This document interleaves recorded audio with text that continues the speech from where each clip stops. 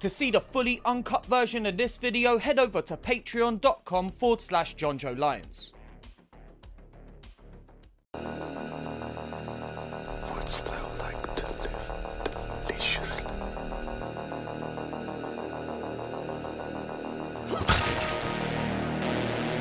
Chaos reigns. Please don't scream. Nah, Sid, don't you blame the movies. Movies don't create psychos. Movies make psychos more creative.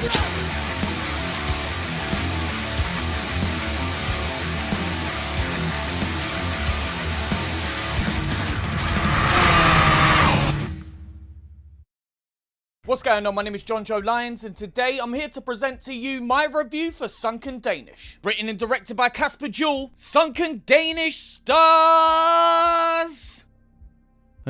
Two killers descend into a morbid and brutal inferno of torture and disturbing hallucinations. Wonderful. This week's film is one that I've never seen and know very little about, other than the fact that it's directed by Casper Juhl and is widely regarded to be a shameless rip-off of August Underground. What's funny about that is the last Casper Juhl film I reviewed, Madness of Many, a video you should definitely watch, also happened to be a shameless rip-off of a Lucifer Valentine film. I really hope this guy's entire filmography is just an anthology of rip-offs of different extreme horror directors. Next, Marion Dora, then after that, Jörg Buttgereit. I can't say your fucking name. The director of Necromantic, that fella. Buttgereit?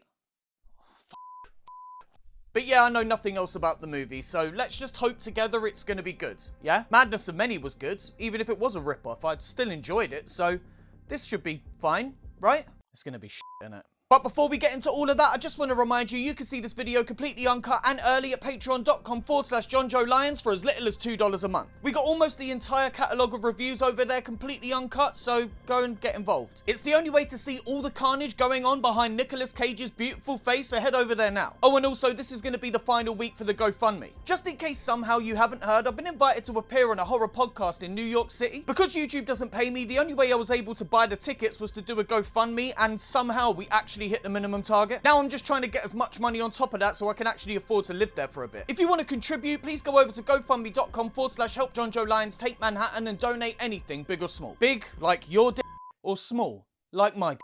Thank you, I really appreciate it. But anyway, I want to see what a Danish August Underground would look like, so let's not waste any more time. Get ready to meet two more of the most irritating in the history of extreme horror. This is Sunken Danish. The movie begins with some lovely guitars as a man walks down a corridor.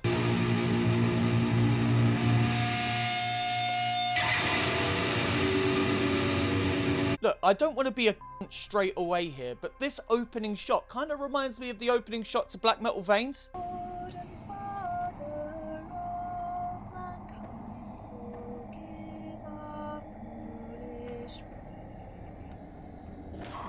wonder which came out first. Oh, they came out the same year. Interesting. It's an homage, John Joe, which is French for shut your holster. Cut to the car where the driver/cameraman calls up his mate and tells him he's outside. His mate jumps in and they set off, quickly establishing themselves as horny pieces of shit. Hvad var det? Ej, det var fandme ulækkert. Det ved jeg ikke. Jeg fik kun set numsen. Jeg har stadig nogen køber en lyserød cykel. Skal du have noget pik? They continue to drive and film passers-by before eventually pulling up and getting out. I have a question. What's with the voice distortion? We've seen both of their faces, so it's not like they're trying to hide their identity. Is every character gonna sound like this throughout the film? Cut to the pair inside a hardware store where they pick up supplies for the fun times ahead. And as they exit, we get a scene transition that, while not original, I still quite like.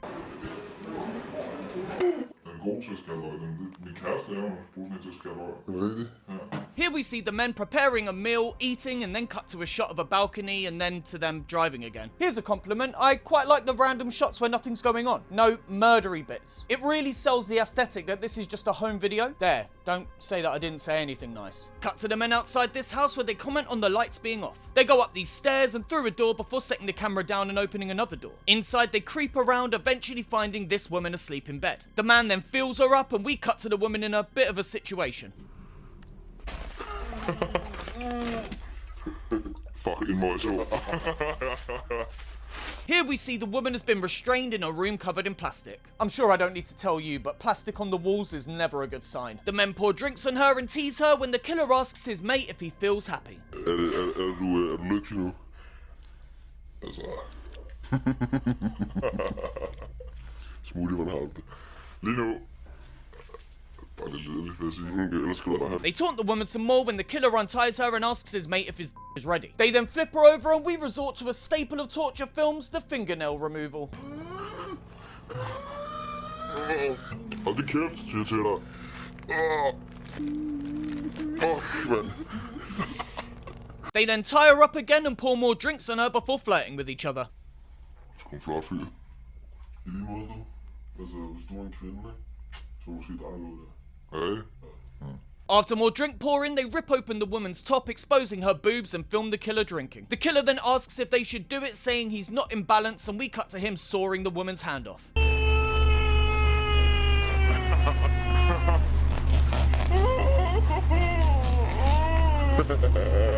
They also take the severed hand and cup her breast with it, asking her why she's touching herself, which made me burst out laughing and, in turn, worry about what this channel's doing to my mental health.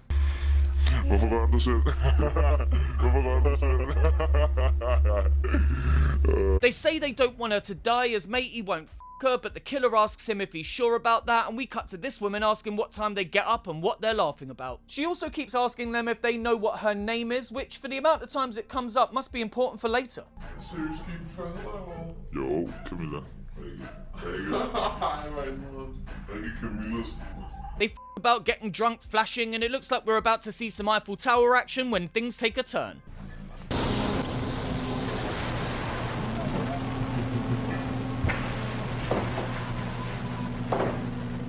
If you don't know what an Eiffel Tower is, it's when you've got one in the arse and one in the mouth and then they high five. The men put the camera on a tripod and we next see the killer with a pair of scissors which he uses to cut the woman's tongue off.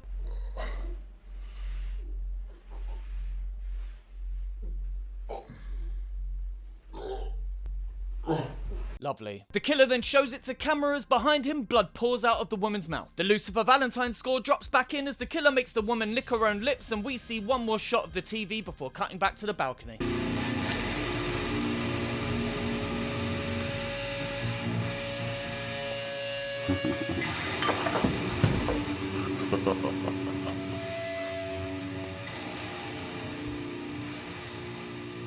We turn back inside and walk to the bathroom where the killer is dismembering the woman in the bath. One of them says she still looks hot when the other asks what her name was again.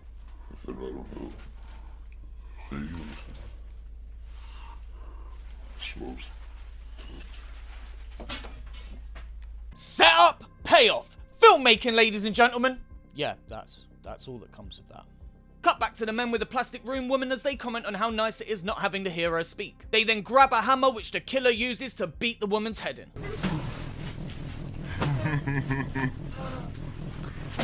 Så fucking syg Carl Bent, mand. Kæft, mand. Why are you facing the other way, cameraman? Surely the point of documenting this is to document it? Nå, lige skal for søvn.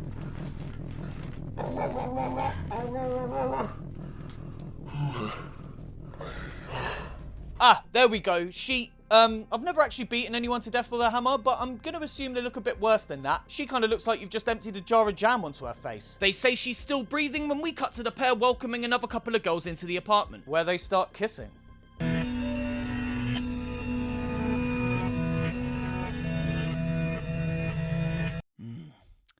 Now kiss her other mouth. The women then do body shots when the men tell them to touch each other and we get more canoodling.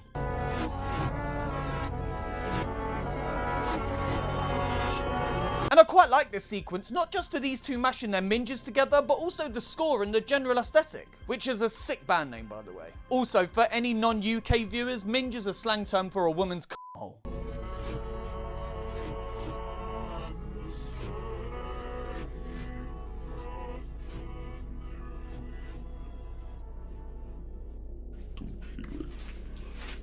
Cut back to the plastic room as the killer gathers some of the woman's blood into a bowl which he tries to drink before spitting it out. His mate calls him disgusting and the killer offers him some, then vomits. The killer then flips her onto her front and ventures down south, pulling out her extremely used tampon which he hits her in the face with a couple of times, calling her a disgrace and a bleeding pig. He then squeezes the menstrual blood out onto her face and back when his mate mentions he'd like a blowy. And this line is important because it lets us know that this assault is taking place over multiple days rather than just one evening, which is what I first assumed. Grim. They play with the tampon some more, saying it looks like a mouse when the killer takes his saw and starts cutting at the woman's neck, spraying blood on the wall.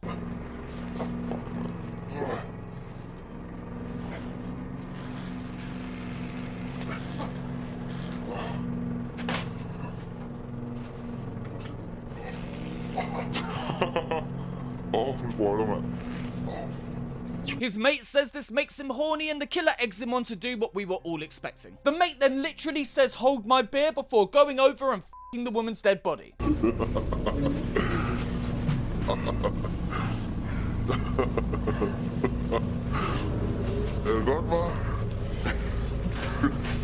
Because at this point, why not? Du knipper fucking ligen, mand. Du knipper fucking ligen. Du fucking psykopat, man. Alright, don't get too hype on yourself, yeah? She only died like 2 seconds ago. You want to play with the big boys? Leave her out in the sun for a week, then f*** her, necromantic style. Here's a quick question. If you were walking down the street one day and stumbled upon Margot Robbie's fresh corpse, how long before you stop f***ing her?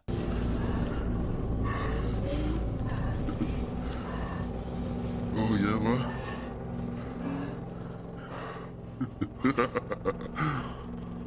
The mate is then past the camera and films himself covered in blood when we cut to the men leaving. Next, we're in this corridor where the killer goes through a door into another apartment. Inside, we can hear someone in the shower and the killer talks to himself, saying when she gets out, he's gonna tell her he loves her. He then takes a cheeky look at her phone, which, believe me, mate, is never a fucking good idea, and grabs the camera to show us texts from another man.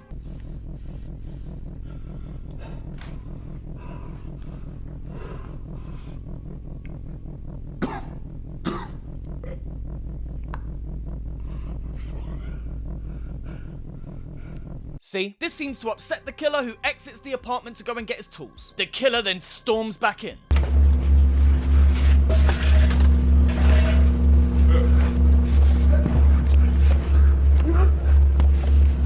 He kicks her about a bit, calling her a pig, and finally asks if she can keep quiet. She says yes, and he tells her to run, but quickly grabs her again and continues the assault. He pulls off her pants as she cries, saying he's waited all his life for her, and then her.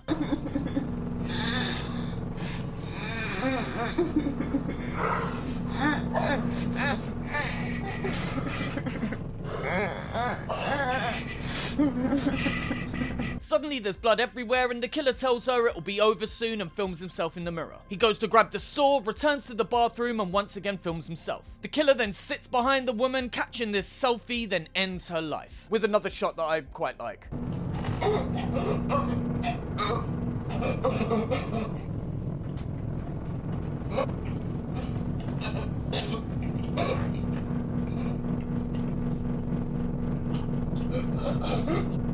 It's simple enough to achieve, but effective. I like it. The killer picks up the woman's head and shows it to camera, then we cut to it in the bath. The killer then vomits on it, because, of course.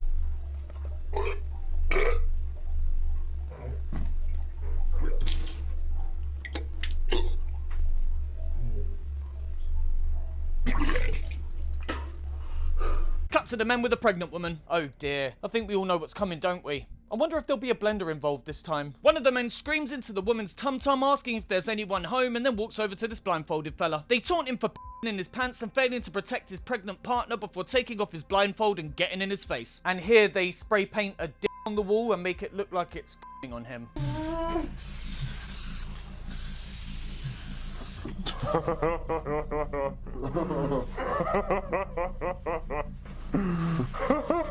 That's pretty funny. There's lots more shouting and doing nothing, just wandering around and chatting shit, longing out the scene in the hopes that we can push the film past the 1 hour mark. Finally, the killer starts putting on gloves with his mate asking him if he's okay. Okay. Really tense. Spoiler alert, I don't think so, mate. Finally, he grabs a knife and opens the woman up, pulling out a rigid plastic baby.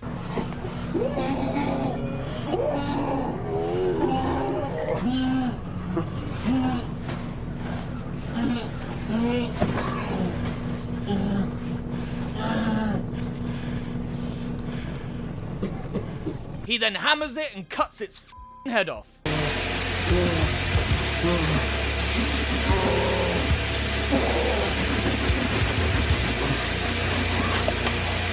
Now there's a scene that would have been way more effective had it not been for the fact that the baby is clearly made out of plastic.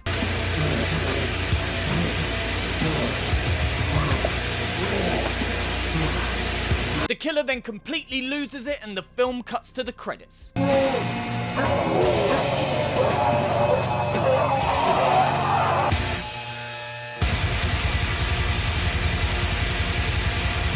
The end!